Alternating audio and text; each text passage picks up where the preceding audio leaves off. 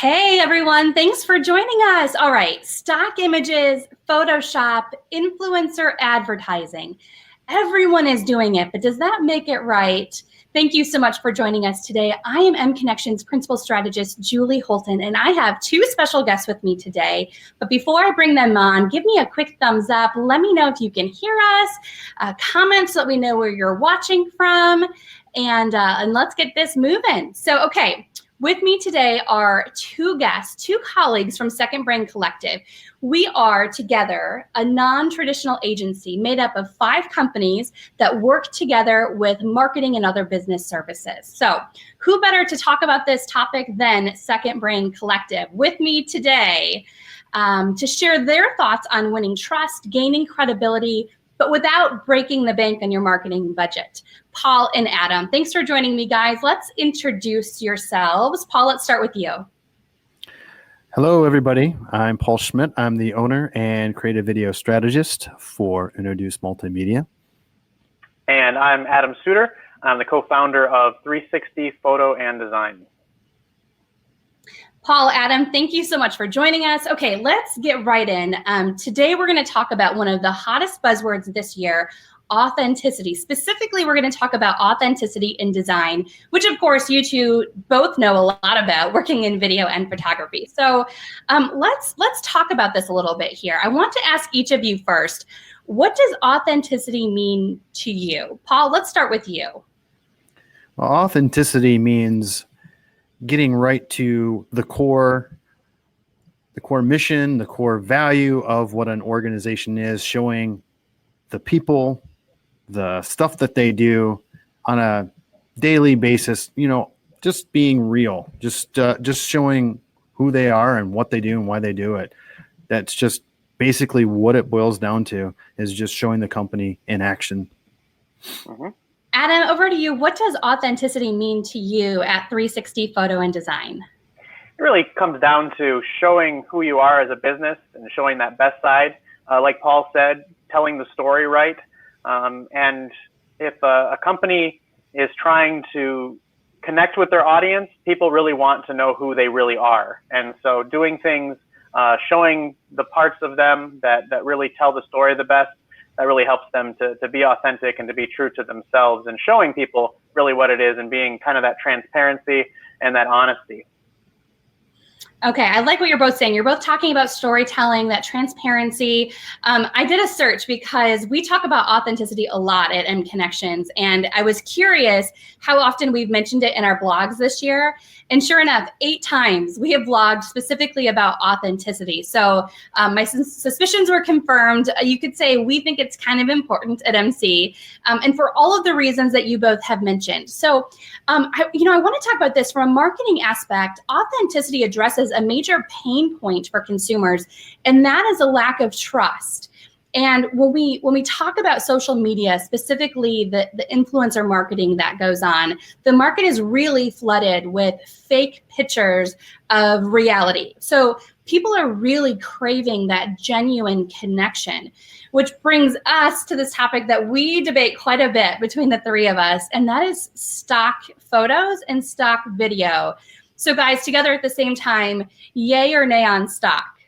No, none. No. Okay, Adam, that was pretty defined. You go first. Why? That was a very, very hard and fast no. Why no to stock?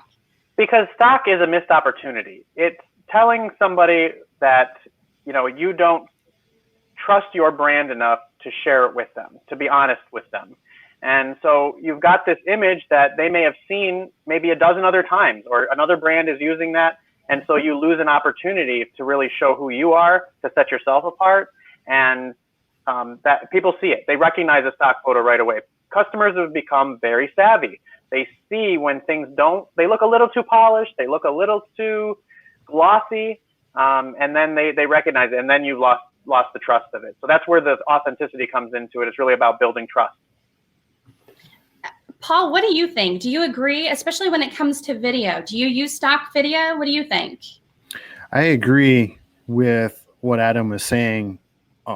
Almost completely. I mean, it is a missed opportunity. Not only that, it's a missed connection. It's a missed connection point between you and the people you're trying to serve or the people you're trying to reach. Because, when it comes to that stock look, people are like, is that really who I'm going to be dealing with? Who am I going to be dealing with? And like Adam said, you missed that opportunity of showing who's there. Who are you going to be connecting with? Now, on our end, there are moments where, due to legal reasons, there might be something that we can't get. So we have to use stock in that regard.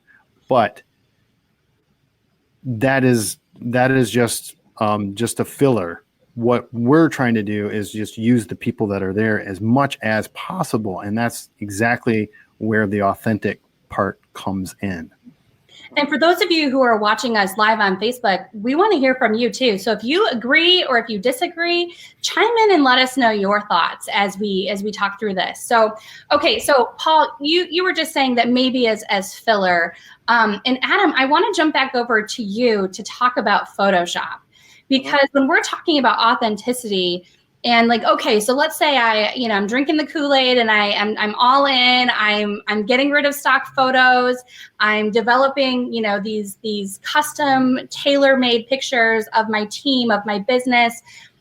Where's that hard and fast line, or is there one when it comes to Photoshop? What about touch-ups? What about whether it's blemishes, or what if it's like a background change? What do you think about Photoshop? I think that Photoshop can be useful to remove distractions that don't change who you are as a person. So removing a wrinkle or a pimple is different than putting your head on Arnold Schwarzenegger's body. So there's definitely a line on where you take Photoshop. And you're going to have changes to things. You're going to have things that will distract from the message that you're trying to convey. And as long as you don't change the message, with putting, if you say, hey, I've got a photo of my property, but it's really in, the background is Hawaii, well, that's an opportunity lost. That's just being dishonest. And I think that kind of Photoshopping is not appropriate. But to smooth things over, to remove blemishes, to remove distractions, I think is totally useful and necessary.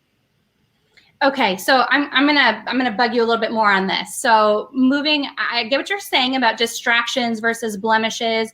Sometimes I think about touch-ups in Photoshop like we're supplementing our lighting for better lighting by brightening up a photo, or maybe some better camera angles. Am I going a little too far? What do you think? I mean, how much is too much, and why? And then tell me why. Yeah, I mean, it's more work to do it in post. So if you've got, you have this moment in time that cannot be recreated with better conditions, or, it's a cell phone photo that's all you could do to it. And the best thing you can do is to brighten up some things and maybe touch up some person who is photobombing you in the background. If that's got to go, again, that's a distraction. But it didn't change the message. It just removed the distraction. So that's really where Photoshop is useful to me and to the clients that we've had.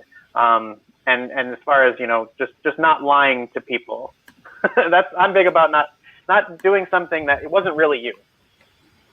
Paul, I'm going to jump over to you. What do you think? What about for video? And I know you can do a lot of post editing with video. Do you? Does your team do a lot of post editing? How does UnoDeuce feel about that? Well, to be honest, well, first of all, I lost Adam, so I didn't hear what he had to say. And so I'm guessing that, well, first of all, what we do in video editing is we enhance the picture, but that's about it. We shoot in a way that we can enhance the picture visually wise, but we don't really change how it's going. We don't really, mess with it in a way that's, distracting or looks a little false. But for the simple fact that, and what we really focus on is what the story is, the authenticity of the story. So, like I said, I I didn't get a chance to hear what Adam had to say. I lost him there, but yeah, I mean, for us, it is really about focusing on that story, and you got to make the picture look good. And we shoot our stuff in a way so that we have the chance to enhance the colors, the vibrancy, but we don't really add too much. And there are some times where we have to take something out that's distracting, but that doesn't really deter from the overall feel and look of what's being said about what the organization is doing. So now you mean like if there's a light switch that's kind of a distraction off to the side, maybe it's not the perfect set. Okay, that's the kind of thing. That makes sense. Yeah, it's more cosmetic. It's cosmetic in a way that we find something slightly distracting. And it may just be distracting to us. It may not be distracting to other people, but for us, we want to make sure that the image looks great and it's framed appropriately. But we do want to make sure that we're not overdoing it so that you're focusing on stuff that's really not important, but what's being said and what's being told. And frankly, we know that we are our own worst critics, right? Mm-hmm. Our clients are always going to be way more critical of how they look in photos and video than anyone else in their audience is going to be.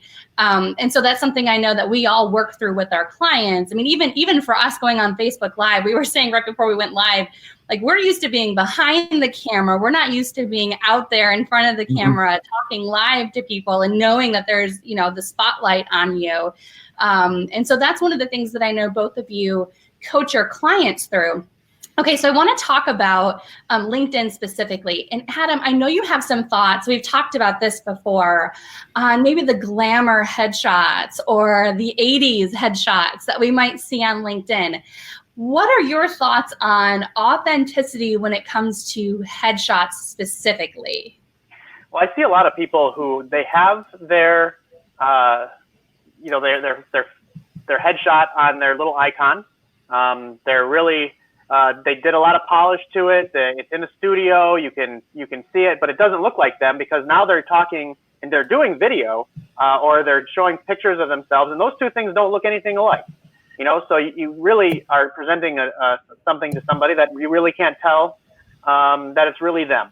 So I would say authenticity in headshots is more important. So get out of the studio, get into an area where you're working, and get an opportunity like we do for our clients. We try to photograph them in their environment, really showing that it's part of the story. So if they're a doctor or a professional, they're working in that field. If they're a construction worker, maybe it's the picture on site. If it's a real estate agent, have a house in the background, something outside doing their job. So, and then if they're doing pictures of themselves or themselves at the property, then there's not a big disconnect between those two things anymore. That's an interesting thought there. Paul, I want to jump over to you as well. So Adam, you were just talking about studio versus environmental for a backdrop. Paul, I know you have a studio. It's a great green screen. We use it for our MConnexions team, depending on the topic and what we want our audience to be focused on.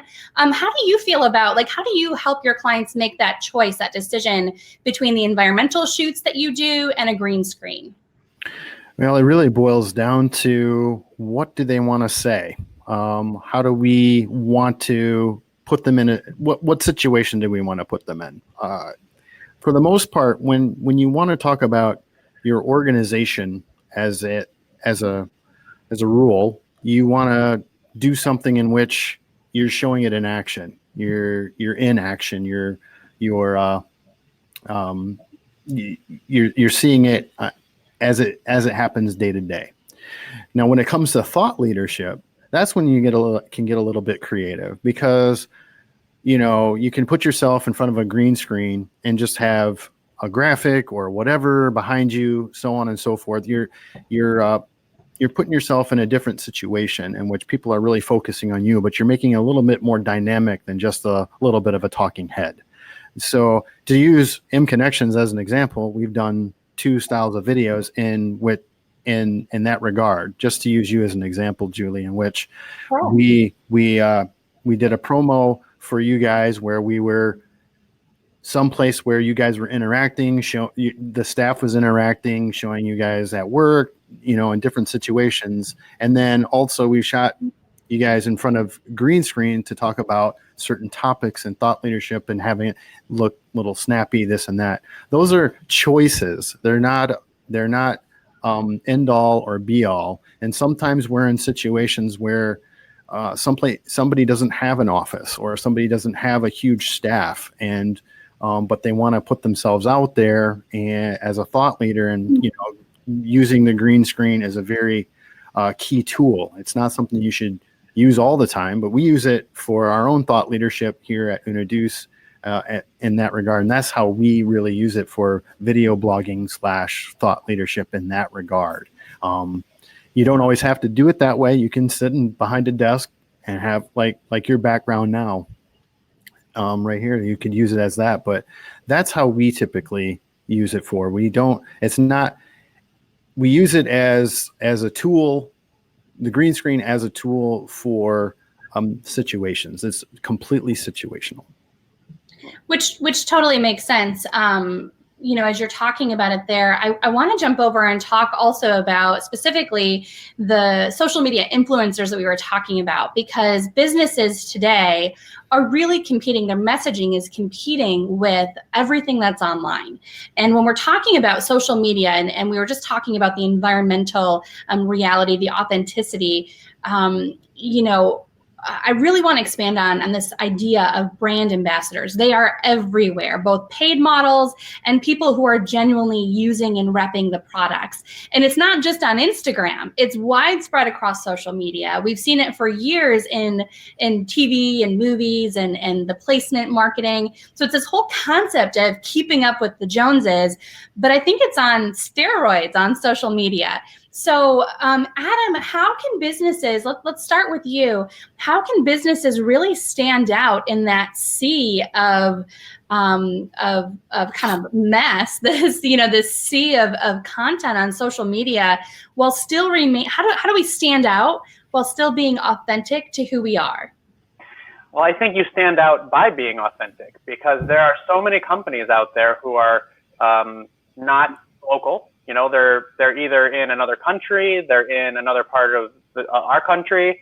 And if you want to make a local connection, especially for our local businesses, showing who you are, showing that you're on Michigan Avenue if you're in Lansing, if you're serving this population, using a stock photo. That's another problem with the stock photo is that you're losing that opportunity to show, hey, I'm here, I'm serving the community. And I think that's how you stand out. By showing really that you're here to do that. Now, that doesn't mean that you can't have somebody who looks good and represents your brand well and shows off your products in your place of business. That's where I think influencers can benefit from things. And that's why hotels use them. They have these people who come in and they take pictures of their property, doing things in their property. And I think that's why it's become popular, because people understand that, hey, this isn't just a property that this brand owns, it's this property and it's this store. So we work with, national chains of cell phone stores where they could get, one of their best looking buildings photographed and just put that everywhere. Yeah, that's an authentic picture of their brand, but is it in the community? Is the Big B next door that people go to, that they see, and so that's really, I think, the best thing. We stand out by being authentic. Absolutely. And Adam, I just threw up a comment from Catherine Trestane. Catherine, thank you for jumping in here. She says, you stand out by being authentic, which is what you just said, Adam. Thank you. And then another comment from Catherine here is serve the community. That is such a great point. I actually want to talk about that for a minute, because both Paul and Adam, I know both of your companies, as well as MConnexions, we are all very actively involved in the community. In fact, Second Brain Collective, our non-agency that we have, we put on a monthly networking event called the Drinking Lunch that happens the third Thursday of every month here in Lansing. And so serving the community is a big part of who we are and what we do. So Paul, why don't you, I'm gonna put you on the spot here. Talk about that and why that is so important, and the difference between throwing up maybe a photo or a post on Facebook that looks like you're involved in the community and actually authentically being ingrained in the community. Can you talk about that a little bit, Paul? Yeah, absolutely. Being part of the community has always been very important to me, because this is a place where you live, work, and play. These are folks you're going to run into on a regular basis, whether or not you're in a large city or you're in a smaller mid-sized city like what we are. And not only that, but being a good steward and part of that community boosts your own authenticity, because you're out there, you're doing things, you're helping people, you're working with organizations, you are putting on events, and you're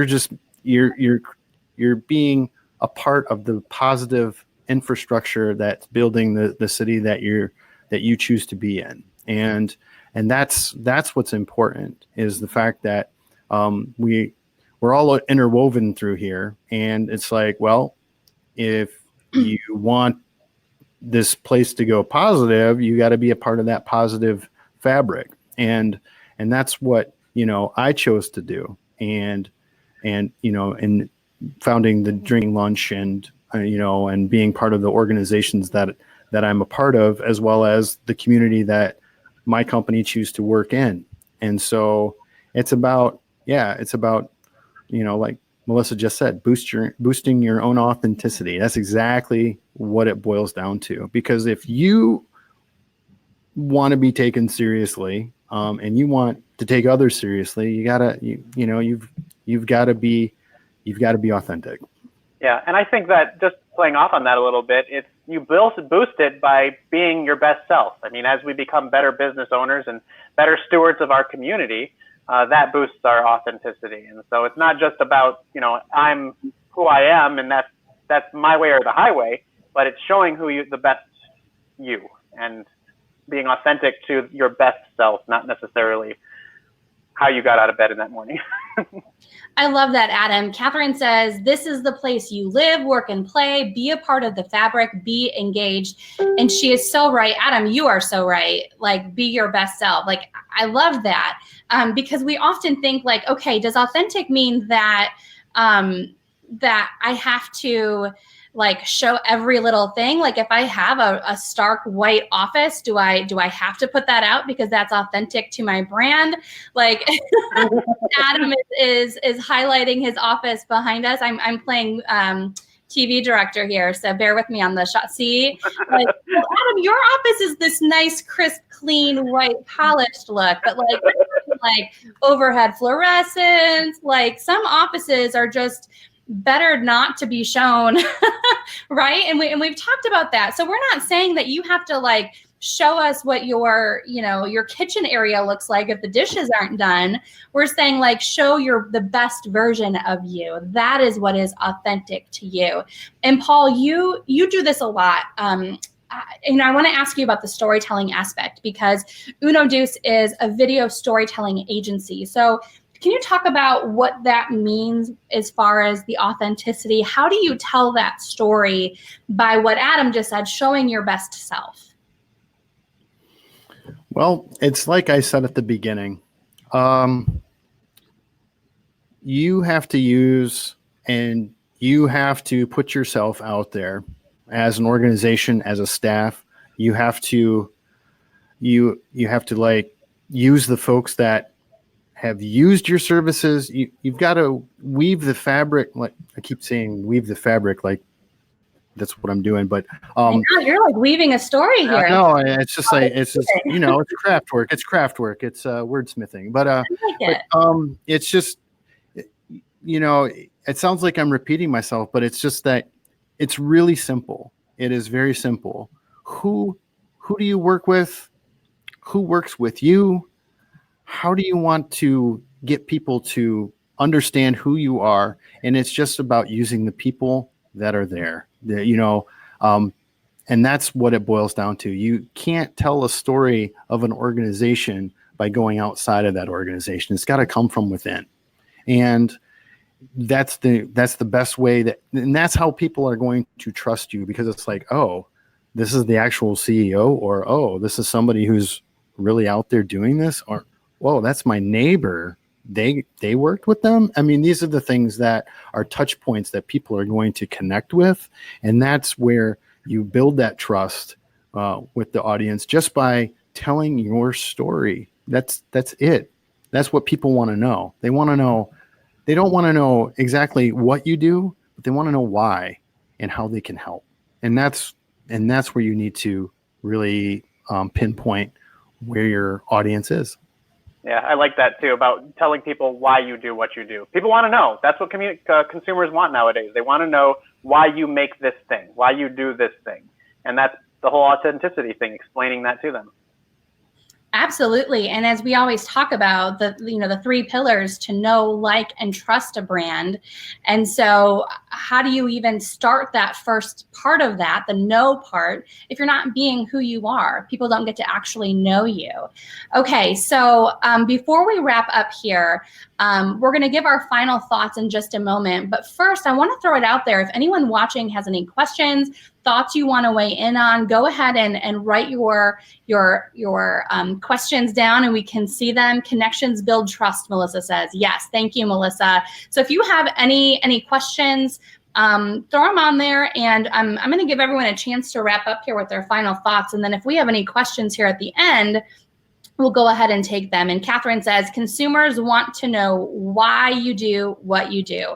Absolutely. Okay, so let's give our final thoughts here. Adam, what are your final takeaways for our audience today? I think I just want to touch a little bit about your About Us page.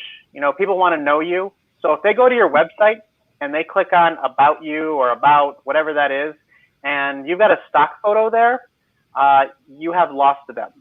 I think if you take nothing else away from this, stop putting stock photos on your About Us page. If you got it somewhere else, okay, if you're trying to tell a story, or you got a visual that you use in a blog post, whatever. But on that About Us page, do something genuine. Even if it's a cell phone photo, even if you don't hire us to take professional photos of your people, of you, which you should, but even if you don't do that, at least make that to be as genuine you as possible. That is your About Us page. That's your opportunity.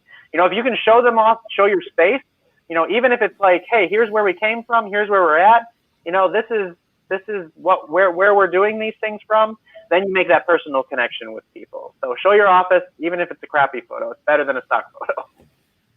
I like that. Show who you are. You're totally right. On an About page, a stock photo, I think we're all going to think twice about that now. Okay, Paul, what is your final advice for us?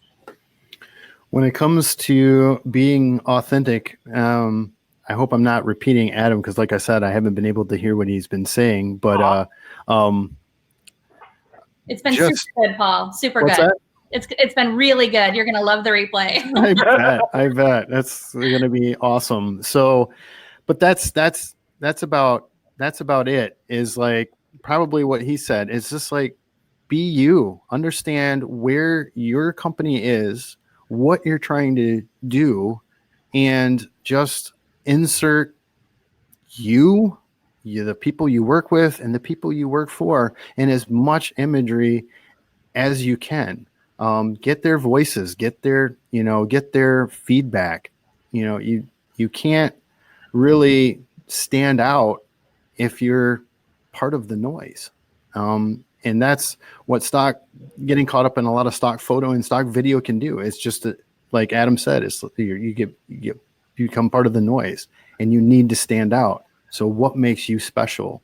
And that's what people will really hang on to.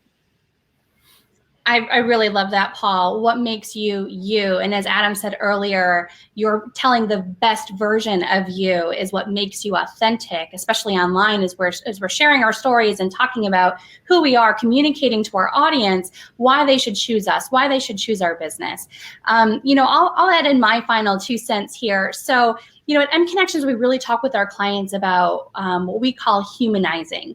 And that's, we kind of joke about that term because of course we're all humans, but what can you do to really show that you are authentic, you are genuine, you are a person just like every other person, you are relatable. People buy from people, whether it's services or products, and so they need that genuine connection to feel that they can trust you. Now, again, that doesn't mean that you need to get too personal or become, unprofessional in any way, but being able to share that human side, to humanize your business is a great way to connect. And we do that not just through the words that we use, but also through the media, through the images, through whether it's video or photography. So being able to connect genuinely, we connect through the eyes, we connect through the visuals that we see. And no matter what we think about logic, whether we think that we're someone that makes decisions based on logic, I guarantee you science shows that is not the case. We make decisions based on emotion. And so in order to evoke that emotion, you need to have that genuine connection. So my final 2 cents here, let's jump over now and take a look at some questions. We had one from Catherine Trestain. Let me pull this up here. Catherine wants to know, how would you recommend someone begin to engage in a new community? That's a great question, Catherine. Guys, who wants to take that one first? How do you connect? How do you start engaging in a brand new community? I think the king of networking should take that one, Paul. Paul? Is Adam talking? Because I can't tell. Oh, yes. Paul, Adam says you are the king of networking. He thinks you should field this question first. Oh, okay. Well, that's basically it. What I did was just get out. Just get away out of your 4 walls. Get out there and meet folks, meet different types of folks. There's all sorts of different, like meetup.com, Eventbrite, if you're that type of social person to go, there's all sorts of groups there, but talking and meeting people face to face, you can't beat. I know that, for those that have sometimes social anxiety, I mean, I really don't know what to say, but other than the fact that that's what I had to do. And, and since then I've kept doing it because I felt that that's explaining what I do to a person face to face is really easy for me to do. And sometimes it's necessary because folks didn't understand exactly what I did and what I can bring to the table or how it could help them or somebody they knew. And starting those conversations. And if you do have social anxiety about going, just find somebody to go with you and start from there. But getting out beyond your 4 walls is really key. And that's what's interesting about this in this social media online world, that I'm telling you to get out of the house and go talk to somebody, but that's never going to fail. Yeah, your dad voice is coming out there, Paul. Get out of the house. I know, right? No, but no dad jokes, just so you know, no dad jokes. But okay. But I mean, but that's it. I mean, I'm sure there's online communities, but at the same time, I think it's safe to say, if you get out and, like I said, take a friend with you and go to something like, let's see, like the drinking lunch. There are a lot of low key networking activities that are out there that aren't so high pressure. And then and also there's ones that are tailored to certain interests. And so, that's where you can build a network. Absolutely. Adam, what do anything you want to add to that? Yeah, I think if you're the kind of person who doesn't like sales, it's going to be struggle if you want to be your own boss. So if we're talking to an entrepreneur who doesn't like sales, then you're really going to struggle. I talk to a lot of people who are like, hey, I've got this great thing that I do. I'd love to sell it. Or I'd like to do a lot of it for myself. But then you don't like to do sales. Well, I'll hire a salesperson. But as an owner of a business, you've got to be your number one salesperson. So take the Dale Carnegie classes, take the sales classes, these kind of things, that learn how to connect with people.